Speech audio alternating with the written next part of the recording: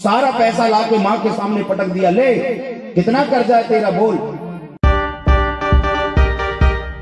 Hello बाबा, good morning. तो कैसे आप लोग? उम्मीद करता हूँ बढ़िया होंगे। तो बाबा अभी क्या भागवत में चल रहे, पीछे पूरे सुबह सुबह क्या है भाजन वगैरह चल रहा है, तो उसकी आवाज आ रही है। और जो कल का अपना ब्लॉग हुआ था तो भागवत वाला भाई इतना बढ़िया शूट हुआ, तो भाई देख लेना, मजा आएगा एकदम आपको देख के। अभी भागवत चालू हो चुका, अपन भी जस्ट अभी घर आए थे, खाना खा पी के हो गया, आप आवाज सुन सकते हो। भागवत कथा जो प्रारंभ हो चुकी था, फटाफट चलते अपन आप बताते हैं आपको आज का ब्लॉग। तो भाई फाइनली भागवत चालू हो चुका, आपको प्लीज एंजॉय कीजिए। महाराज जी के भजन स्टार्ट भी हुआ है, 15 से 20 मिनट होएगा।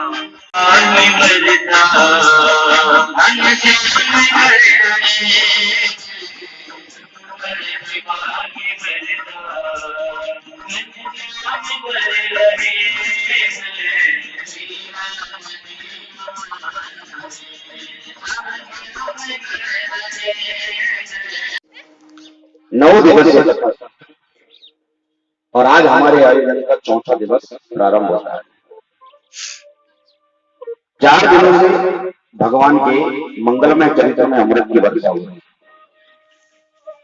और जैसा कि आप सभी जानते हैं, यह जो आयोजन है श्रीमान गजराज जी बघेल जो अपनी धर्मपत्नी के साथ अपने पितरों के उद्धार के लिए सुंदर आयोजन कर रहे हैं। समय पर अपने पति को सुंदर नीति सिखाया, उसका नाम है सुनीति, धर्म की ओर ले जाए। और दूसरी पत्नी का नाम होता सुरुचि, जो पति का कहना भी ना माने, खुद की रुचि से चले, अपनी चुपने चला, कोई की ना सुने। ये 2 प्रकार की स्त्री हर घर में होती है। माताओं को धर्म पत्नी कहा जाता है। और धर्म पत्नी का मतलब क्या होता है? जो अपने पति को धर्म के मार्ग में चलाए और बाद में पतन होने से भी बचाए, उसी का नाम है धर्म पत्नी।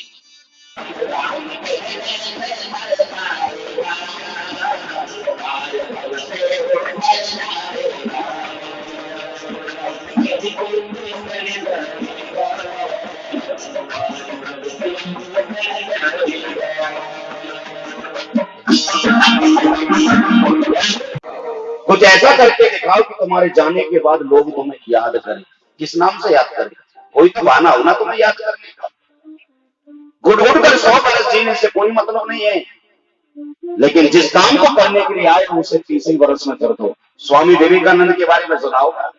स्वामी विवेकानंद के इतिहास को आज भी पढ़ा जाता है। स्वामी विवेकानंद ने 30 वर्ष में पूरी दुनिया में अपनी खुशबू बिखेर दी। 30 वर्ष में सारी दुनिया में डंका पीट दिए। जो काम करने आए थे वो 30 वर्ष में करके चले गए। अरे घुट घुट के 100 वर्ष जीने से क्या मतलब? जो काम करना वो 30 वर्ष में करो और चलो। कर्म प्रधान है, कर्म करो, फल की चिंता मत करो। गीता भी कहती है कर्मण्यवादी कालस्ते मां फलेषु कदाचन। निरंतर कर्म करते चले जाओ पर फल की चिंता कभी मत करना। अच्छे कर्म का अच्छा ही फल मिलता है। बोया पेड़ बबूल का तो आम कहां से पाए? आम का फल खाना है तो आम का पौधा लगाना पड़ेगा। राम जी को दे दिया, लीजिए महाराज, दे दीजिए केवट। जैसे भगवान केवट को मुद्रिका देने लगे, बारे केवट, आज केवट की आंखों में आंसू आ गया। कहा महाराज ये क्या कर रहे हो? अरे महाराज हमारे सनातन धर्म की रीति है कि सनातन धर्म में बिटिया को जेवर चढ़ाए जाते हैं, बिटिया से जेवर उतारे नहीं जाते। महाराज ये अंगूठी अब मैं नहीं लूंगा, आप अपने पास रखिए महाराज। और देना चाहते हो तो इतना दे देना कि 14 वर्ष के बाद जब लौट करके आओ तो महाराज एक बार मुझ गरीब की कुटिया में फिर से आगमन करा देना, आपका दर्शन दे देना महाराज, यही चाहिए। पत्नी वही तो पिया मन भाई जो पति का चेहरा देख करके समझ जाए कि पति के ऊपर क्या विपत्ति आई है। जैसे ही राजा शिकार करने के लिए जंगल में गया तो जोर जोर से बारिश होने लगी, आंधी आने लगी, तूफान आने लगे। बचने के लिए, तूफान से बचने के लिए अपनी पत्नी बड़ी रानी की कुटिया में चला गया। आज की रात माता सुनीति के लिए सौभाग्य की रात रही, क्योंकि आज की रात माता सुनीति ने गर्भ धारण किया है। सबसे पहले यदि गर्भ रहा है तो बड़ी रानी को। कारण क्या है कि जब रानी अपने पति से अलग रहने लगी ना तो सारा दिन खेतों का काम करती है, लेकिन समय मिल जाता है तो समय निकाल कर कथा में जाया करती है। तो जितनी देर कथा चलती है भगवान से प्रार्थना करती है, बाबा तेरी कथा सुनने का फल देना चाहता है ना, केवल इतना दे देना, मेरी छोटी बहन के घर में बेटा हो जाए, मुझे अपने लिए कुछ नहीं चाहिए नहीं है। इसलिए हमेशा दूसरों की मदद में लगा रहा करो, दूसरों पे परोपकार करो। देखिए वैष्णव किसे कहते हैं, बड़ा प्यारा गीत है, महात्मा गांधी ने गाया है। वैष्णव जन को देने कहिए, वीर पराई जाने रे, पर दुखे उपकार करे, पर मन अभिमान ना आए रे।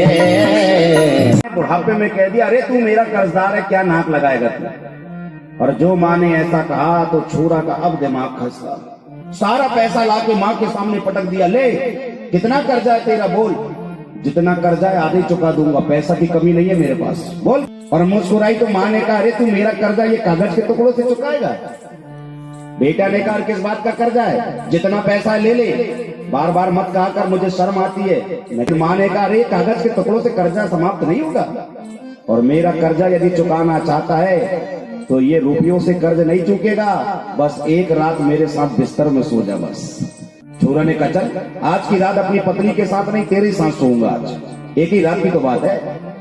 अपनी बूढ़ी माँ के पास आकर के बेटा सो गया, और बेटा सारा दिन काम धंधा करके आया है, ऑफिस से थका हारा है, नींद आ गई। बूढ़ी माँ ने धक्का मारी, बेटा अरे माँ क्या हो गया, सोती क्यों नहीं है, तुझे भी नींद नहीं आती और मुझे भी सोने नहीं देती है। माँ ने कहा, बेटा अरे बड़ी जोर से प्यास लगी है रे, इसलिए जगाया तुझे, मुझे बड़ी घबराहट हो रही है, हाथ पैर कप रहे हैं, देख एक काम करना, एक गिलास पानी ला करके मुझे दे दे बेटा, कंठ सूख गया है। अरे माँ तू अपने हाथ से लेकर क्यों नहीं पीती। माँ ने कहा, बेटा मेरी हिम्मत नहीं पड़ रही है, तू जाके एक गिलास पानी ला दे। अब भी नहीं दे रही है। अब बेटा गया जाके पानी लाया, ले पानी पी। माँ ने फिर पानी पी, जितना पीना था पी, फिर बिस्तर में गिरा। अब तो पूरा बिस्तर लगभग गीला हो गया। चोरा का दिमाग खसक गया, झुंझला करके कहा, माँ मैं तेरे पास नहीं सोता, चला मैं अपनी पत्नी के पास, और एक चाटा गाल में मारा। और कहा, क्या कह रहा था तू मेरा कर्जा चुकाएगा। अरे जरा सा तेरा बिस्तर गीला कर दी तो तू झुंझला गया, पर जानता है जब तू छोटा था ना, मैंने तो पानी गिराया है, जब तू छोटा था तो पूरे बिस्तर में टॉयलेट कर देता था, पर मैं तुझे सूखे में सुलाती थी और सारी गीली जगह में मैं सोती थी। सुलाकर के सूखे में हमको खुद गीले में सोई थी, और भर जाते थे मलमूत्र में तो अपने हाथों से धोई थी। चुका ना सकोगे उसका कर्जा जो हर कर्जे से बड़ा है, क्योंकि भगवान भी माँ के चरणों में आकर के नतमस्तक खड़ा है। भगवान करती है खुद भूखी रह जाती है, हमें कभी भूखा नहीं रहने देती है, अपना को और भी बच्चों को खिला देती, ले खा ले, मुझे भूख नहीं है। मरते मरते भी जो दुआ दे करके जाती है, वो है माँ, वो है पिता। ये अपने लिए नहीं जीते, सारा जीवन बच्चों के लिए जीते हैं, इसलिए कभी इनका दिल नहीं दुखाना प्यार। सुनिए हमारे महाराज जी के भजन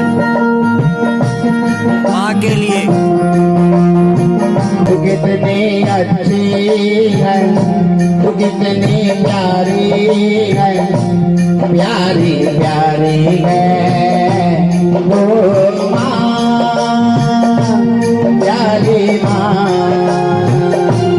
ओ माँ, प्यारी माँ।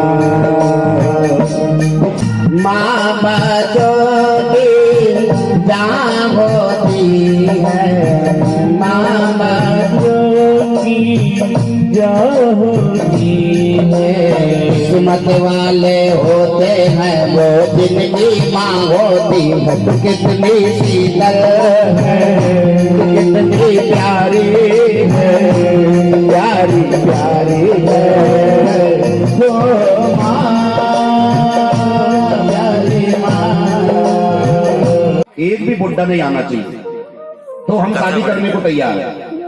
सुनो गाइस यहाँ और जो यहाँ पर शादी तय हुई, कथा बड़ी प्यारी। अब तो छोरा ने पूरे गांव में ढिंडोरा पीट दिया, कोई भी बुड्ढा मेरी बारात में जाना नहीं तो तुम्हारे कारण मुझे कुंवारा रहना पड़ेगा। अब भाई बुजुर्ग ना जाए तो आनंद ही नहीं आ सकता, घर में बुजुर्ग ना हो तो आनंद ही नहीं है। और जो ऐसा कहा तो आज सारे गांव के लोग तो मान गए, लेकिन लड़के का नाना मचल गया। नाना ने कहा भले ही तेरी शादी टूट जाए लेकिन बारात में तो जाके रहूंगा। एक काम करो, डिक्की में भर लो। नाना को डिक्की में भर के बारात लेकर के गए और जैसे ही बारात पहुंची, लड़की के बाप ने 2-4 लोगों को भेजा, देख क्या कोई बुड्ढा तो नहीं आया। देखा तो कहीं कोई बुड्ढा नहीं, पूरे जवान आए। बोले महाराज, अरे ये तो मान गया भाई, पूरे जवान आए, एक भी बुड्ढा नहीं आया। लड़की के बाप ने कहा ऐसा हो नहीं सकता कि बुड्ढा ना आए भाई। अच्छा एक काम करो, चलो यदि बुड्ढा नहीं आया तो कोई दुख की बात नहीं, अब जाकर उस लड़के से कहो एक ही शर्त में शादी करेंगे। हम एक शर्त बताना भूल गए थे। अब कौन सी शर्त? हमारे गांव में जो गंगा नदी बह रही है, यदि उस नदी में जल की जगह लड़का दूध की धार बहा दे तो हम भी शादी करने को तैयार। और जो ऐसा कहा, और जैसे खबर आई तो छोरा ने सोचा, अरे नदी में कहां से दूध बहा दे भाई, इतना दूध लाएंगे कहां से। छोरा ने कहा तो शादी कैंसिल हो गई। छोरा ने कहा भैया अब शादी तो कैंसिल हो ही गई है, नन्ना को बाहर निकाल लो, नहीं तो वो ना मर जाए कहीं घुट कर। नाना को डिक्की के बाहर निकाले, और जैसे ही डिक्की के बाहर नाना को निकाले तो छोरा ने कहा नाना जी हो गई तुम्हारे मन की, मेरी शादी कैंसिल हो गई। बोले नाना जी, लड़की के बाप का कहना है कि नदी में जो पानी बह रहा है, पानी की जगह दूध बहा दे तो हम शादी करने को तैयार। तो बुड्ढे ने मुस्कुरा कर कहा, अरे इतनी सी बात में रिश्ते नहीं तोड़ते पागल, जाओ एक व्यक्ति खबर लेके जाओ लड़की के बाप के पास, और जाकर कहना हम दूध की धार बहाने के लिए तैयार है, तुम पानी सुखा दो पहले तो हम भी दूध की धार बहा देंगे। और जो खबर भेजी, जैसे ही लड़की के बाप को पता चला, लड़की के बाप ने कहा मुझे पता था इतना दिमाग एक बुजुर्ग के पास हो सकता है, आज की नई पीढ़ी के पास नहीं। इसका मतलब बारात में कोई ना कोई बुढ़ा आया है।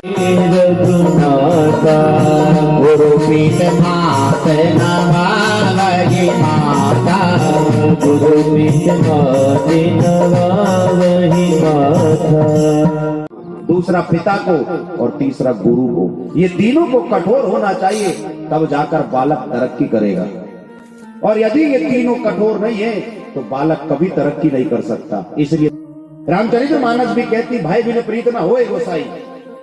जब तक माता पिता का डर नहीं रहेगा, गुरु का डर नहीं रहेगा, बालक तरक्की नहीं कर सकता प्यारे। तो मुझे अच्छे से याद है, मास्टर बड़ी मार मारता था। एक बार तो जब स्कूल नहीं गया तो मास्टर ने 4 लोगों को भेजा, 2 ने हाथ पकड़े, 2 ने पैर पकड़े, टांगा टोली करके पाठशाला ले गया। और नारी की मुक्ति के 2 साधन है, पति बिन सूनी मांग और पुत्र बिन है घर सूना। 2 मुक्ति के मार्ग 2 बिन है दुख दूना। पिताजी तेरी सुन लेने नहीं आते, और अब मैं भी जा रहा हूँ, तू अपनी तबीयत का ख्याल रखना, यही कहने आया था माँ। ध्रुव महाराज चले, माँ रोती रह गई। सोचा ज्यादा प्रेम दिखाऊंगी तो बच्चा पढ़ नहीं पाएगा। जिसे भी नारद जी मिले हैं उसे भगवान जरूर मिले। नारद जी ने देखा, अरे ये कौन बालक है भाई। आज नारद जी ने सोचा इसकी परीक्षा लेकर देखता हूँ, यदि इसके माँ बाप ने सुंदर संस्कार दिया होगा तो चेला बना लूंगा इसे अपना। ध्रुव महाराज को माँ ने बड़े सुंदर संस्कार दिए थे, संत ब्राह्मण को प्रणाम किया कर दौड़े दौड़े गए और जाकर के नारद जी के चरणों में माथा टेक दिया। जैसे ही प्रणाम किया, अब तो नारद जी के ज्ञान की पहली सीढ़ी सरक गई। भाई बालक तो संस्कारवान, माँ बाप ने अच्छे संस्कार दिए, संत महात्मा को देख के प्रणाम करता है। इसके बेटा हो, कहाँ से आ रहे हो, कहाँ जा रहे हो।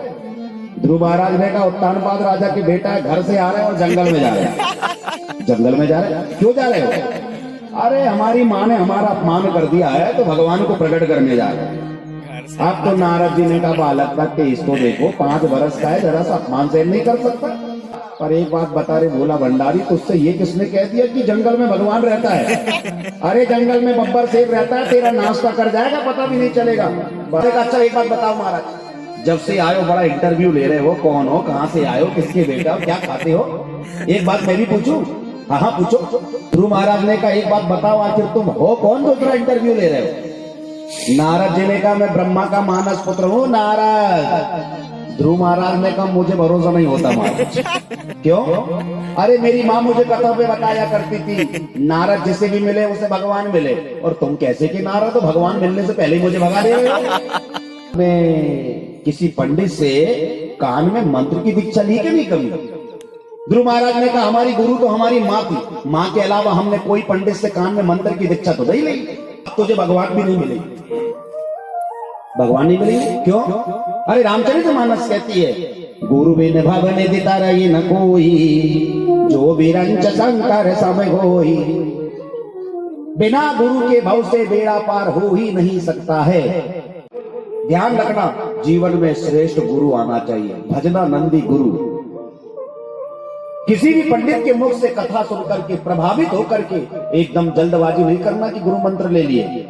आज गुरु परंपरा थोड़ी सी बिगड़ गई है, गली गली में फिर रहे गुरु। आज गली गली में गुरु फिरे, हमसे दीक्षा ले और स्वर्ग जाओ चाहे नरक जाओ पर हमें लिफाफा दो। एक महात्मा ने चारों तरफ आगी लगाई और बीच में बैठकर मंत्र को जाप कर रहे। हमने कहा ये तो बड़े त्यागी बाबा, हमने उन्हीं गुरुजी से मंत्र ले लिया। गुरुजी ने भी गोपाल मंत्र दिया। पंडित जी अरे बड़ो मन लगे, और हर महीना गुरुजी की भी चिट्ठी आती थी, बेटी तू कैसी है, बेटी तू कैसी है, बेटी तू कैसी है। 4 महीना आई, 5वें महीना चिट्ठी नहीं आई। और जैसे चिट्ठी नहीं आई हमें शंका भाई कहीं जेबी तो नहीं चले गए, और जो पता करने गए तो बे भी चले गए। तब से महाराज मैं पंडित नहीं ढूंढ रही हूँ, और तू तो बड़ी मीठी कथा कह रे, घर में नींद की गोली खाऊं तो नींद ना आए, पर तेरे मुंह से कथा सुनूं चट नींद आ जाए। मैं तो कहूँ रे बाबा तू मोए तेरा बना ले। जीवन में गुरु होना चाहिए श्रेष्ठ और भजना नंदी। तो नन्ना सा फूल हूँ मैं, चरणों की धूल हूँ मैं, नन्ना सा फूल हूँ मैं, चरणों की धूल हूँ मैं। आया हूँ मैं तो तेरे द्वार, गुरु जी मेरी पूजा करो स्वीकार।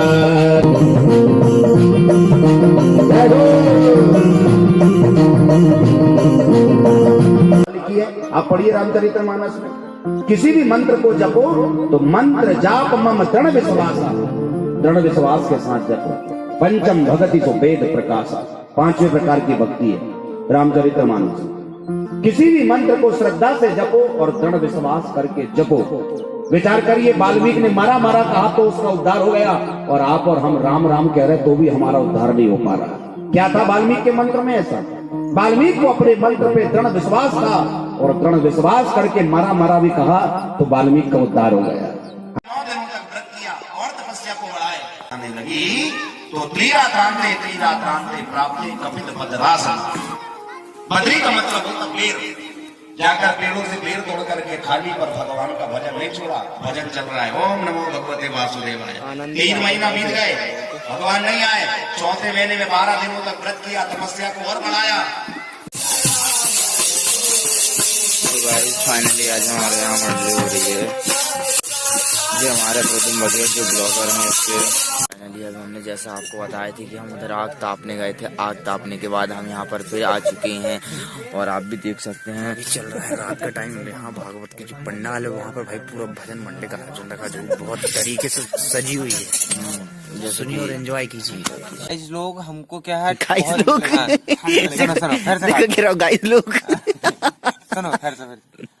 तो गाइस हमको बहुत ठंड लग रही थी मंडली में, तो थोड़ा क्या है हम आग सेकने आए थे। आग भी देखा थोड़ी सी इतना समय ठंडा मेरे पास, एक आवाज बढ़वाई 1000 रुपए।